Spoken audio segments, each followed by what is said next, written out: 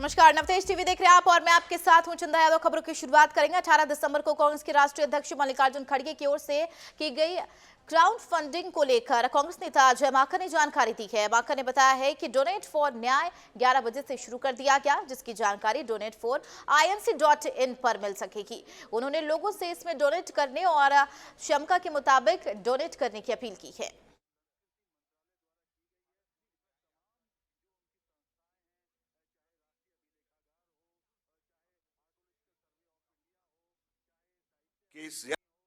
Donate for न्याय आज सुबह 11 बजे से शुरू हो गया है। हमारी वेबसाइट donate4inc.in पे डोनेट फॉर न्याय शुरू हुआ है और आपको जान करके खुशी होगी कि राहुल गांधी जी जो 6,700 किलोमीटर भारत जोड़ो न्याय यात्रा के लिए चल रहे हैं, प्रति किलोमीटर हम लोगों से कह रहे हैं कि राहुल गांधी जी के इस यज्ञ के अंदर आहुति दें और अपनी क्षमता के अनुसार इस आहुति के अंदर हिस्सा लें। इसमें जो लोग कम पैसे दे सकते हैं वो 1 पैसा पर किलोमीटर भी देंगे तो 67 रुपीज आ जाएगा, 67 रुपए आ जाएगा। अगर जो आदमी और थोड़ी सी क्षमता रखता है 10 पैसे देगा तो 670 रुपए दे सकता है। राहुल गांधी की भारत जोड़ो न्याय यात्रा मणिपुर से चलकर 20 मार्च को मुंबई पहुंचेगी। इसको लेकर कांग्रेस प्रवक्ता अलका लांबा ने कांग्रेस की इस न्याय यात्रा को नारी न्याय, किसान न्याय से जोड़ते हुए कहा है कि कांग्रेस बीजेपी की हर युवा विरोधी नीति का विरोध करेगी, जिसके लिए देश भर की कांग्रेस की इकाइयां अपनी आवाज बुलंद करेगी। इसके अलावा उन्होंने अग्निवीर और युवाओं के मुद्दे पर भी बीजेपी के खिलाफ एकजुट होने की बात कही। भारत जोड़ो न्याय यात्रा के केंद्र में युवा न्याय, भागीदारी न्याय, नारी न्याय, किसान न्याय और श्रमिक न्याय है। इसी के तहत युवा न्याय पर 28 और 29 जनवरी को देश भर की कांग्रेस की इकाइयां आवाज बुलंद करेंगी। अग्निवीर के नाम पर ठेके की 4 साल की नौकरी का हम विरोध करते हैं। 1.5 लाख युवा जो देश की सेनाओं में जाने के इंतजार में बैठे थे, उनके साथ धोखा और छल हुआ है। अग्निवीर के नाम पर 4 साल की ठेके की नौकरी में आपने शहीदों से शहीद का दर्जा छीना है।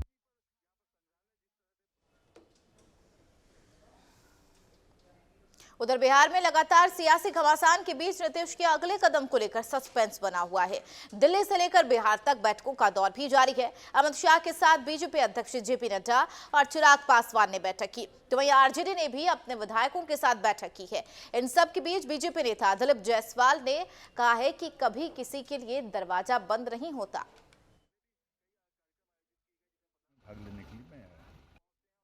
देखिए, राष्ट्रीय नेतृत्व किसी भी चीज़ का फैसला लेगी और राष्ट्रीय नेतृत्व के स्तर पर ही जो है मामला अभी पेंडिंग है। और देखिए, आज विधायक दल की बैठक 4 बजे है। हमारे प्रदेश के प्रभारी श्री विनोद तावरे जी केंद्रीय नेतृत्व के निर्देश पर यहाँ आ रहे हैं, तो शाम में सब कुछ क्लियर हो जाएगा।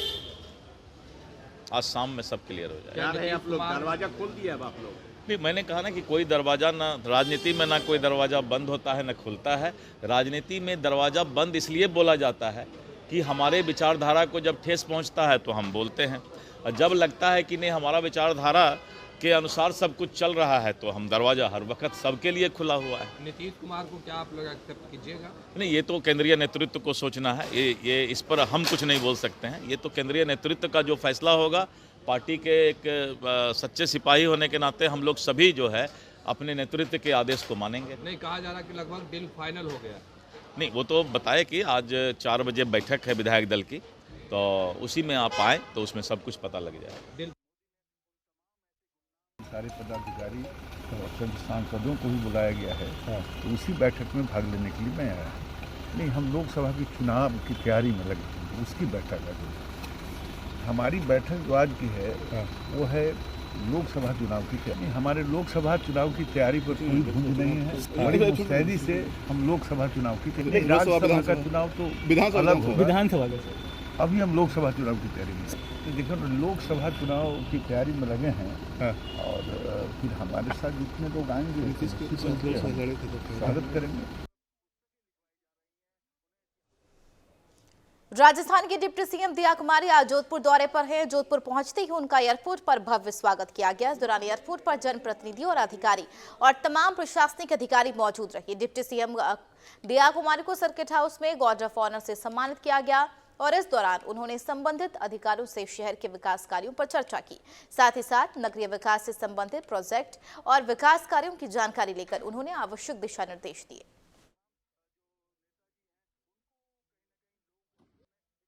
जो सरकार है वो जनता ने चुनी है और मोदी जी की गारंटी पे जनता ने इस सरकार को चुना है।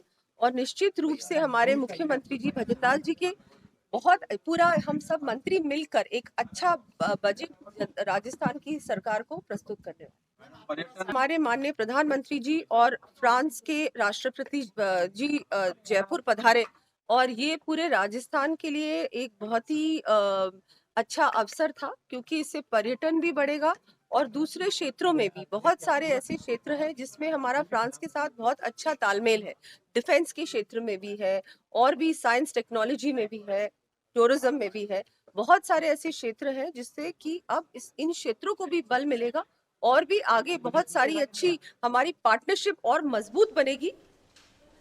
झालावाड़ में राजमाता विजयराजे खेल संकुल में 10वीं अंतर संभागीय सिविल खेलकूद प्रतियोगिता का शुभारंभ किया गया। पूर्व सीएम वसुंधरा राजे ने प्रतियोगिता का शुभारंभ किया। प्रतियोगिता में प्रदेश भर की 11 टीमों ने 1100 प्रतिभागी विभिन्न खेलों में भाग लेंगे। कार्यक्रम में वसुंधरा राजे, सांसद दुष्यंत सिंह सहित जिले के 3 विधायक, संभागीय आयुक्त, जिला कलेक्टर, पुलिस अधीक्षक मौजूद रहे।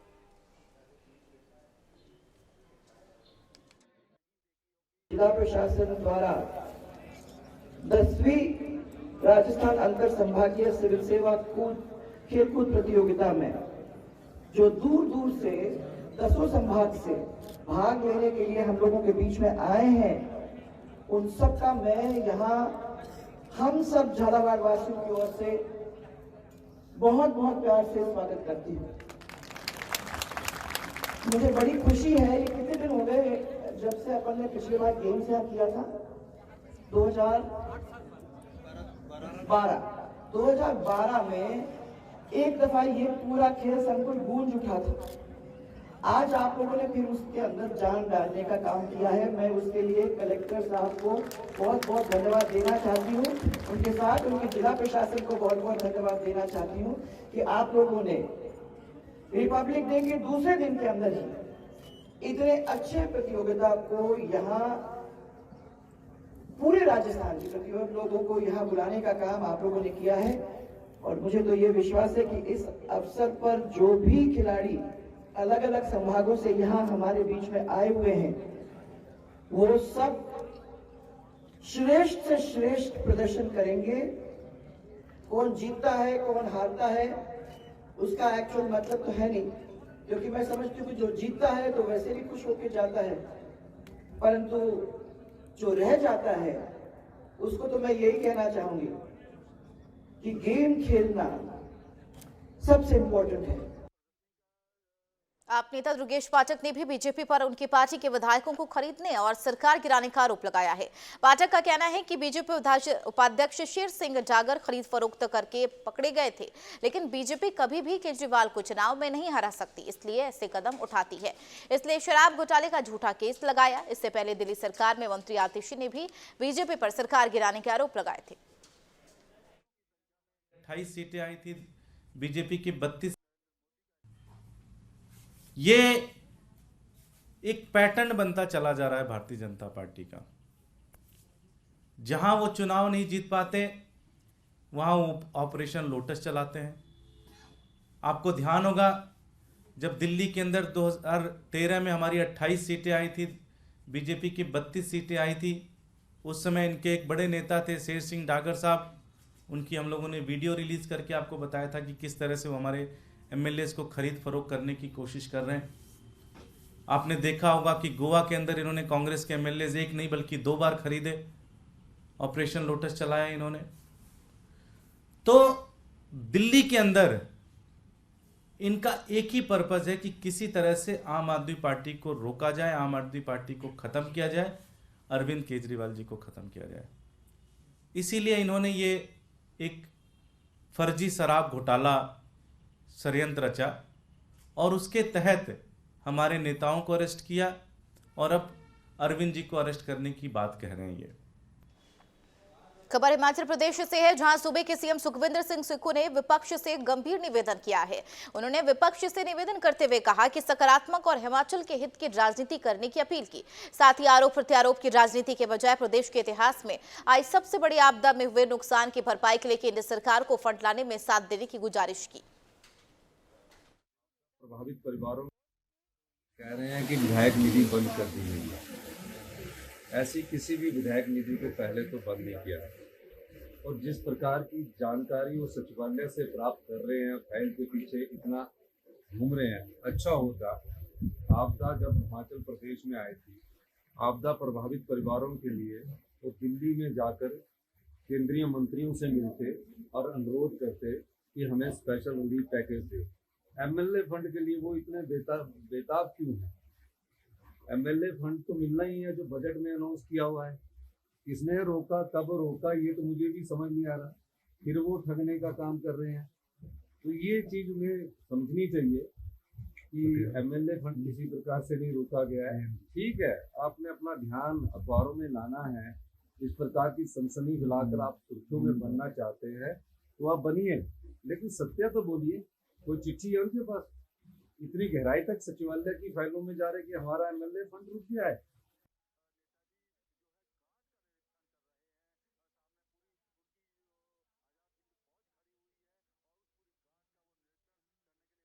खबर सोनभद्र के विजयगढ़ क्षेत्र से है, जहां उत्पादित होने वाले गोविंद भोग और जीरा 32 चावल की खूब पैदावार हो रही है। ये चावल अपने खास स्वाद और सुगंध के लिए लोगों की पसंद बना हुआ है। बता दें, विजयगढ़ में धंधरौल, नगवा समेत कई बड़े बांध हैं, जिससे इन क्षेत्र में जल्दी कभी भी सूखा नहीं पड़ता और भारी मात्रा में धान की खेती भी की जाती है। किसानों ने बताया कि विजयगढ़ क्षेत्र में 2 बड़े बांध हैं, जिसके चलते पानी पहाड़ी जड़ी बूटियों को अपने साथ लेकर गाँव के खेतों तक पहुँचता है, जिससे पानी से खेत की सिंचाई होती है। इस वजह से यहाँ का अनाज ज्यादा खुशबूदार और स्वादिष्ट होता है।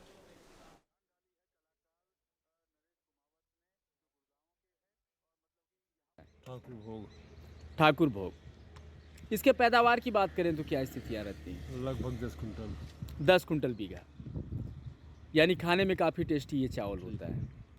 मार्केट वैल्यू क्या होती है इस चावल की? मार्केट वैल्यू मान के चलिए हमारे ख्याल से वही 40 के हो जाएगा। 40 के रेट में। धान या चावल? चावल। भरतपुर के बुसावर थाने के गांव सलीमपुर कला में कांस्टेबल बदमाशों से मुठभेड़ में शहीद हो गए और शहीद कांस्टेबल का पूरे राजकीय सम्मान के साथ अंतिम संस्कार किया गया। सांसद रंजीदा कोहली और पशुपालन मंत्री जवाहर सिंह बेडम ने शहीद कांस्टेबल को पुष्प अर्पित कर श्रद्धांजलि दी।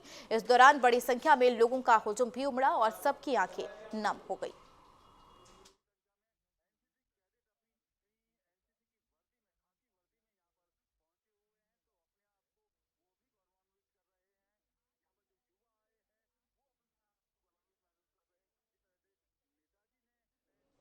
उत्तर प्रदेश के अलीगढ़ कोतवाली में ख्यार इलाके में लुटेरों के हौसले कितने बुलंद हैं। अनाज मंडी स्थित आड़त की दुकान पर आ रहे व्यापारी के साथ तमंचे की नोक पर 4 लुटेरों ने दिन दहाड़े 5,78,000 रुपए से भरा थैली छीनकर लूट की बड़ी वारदात को अंजाम दिया है, जिसके बाद आरोपी मौके से फरार हो गया। घटना के बाद लूट का शिकार हुआ व्यापारी थाने पहुंचा और पुलिस में मुकदमा दर्ज कराने की तहरीर दी है। वहीं पुलिस दिन दहाड़े हुए लूट के बाद इलाके में लगे सीसीटीवी कैमरे खंगालते हुए लुटेरों की तलाश में जुट गई है।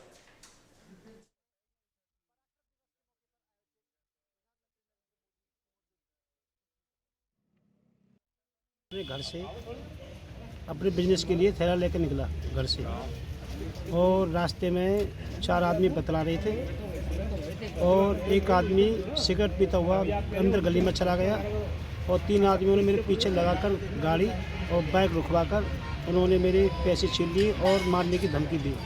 न शोर मचाएगा तो उसमें गोली मार दी जाएगी और आगे के लिए भी मौत कह गए हैं कि किसी जान से मार देंगे। ये अनाज मंडी गेट के पास की घटना है।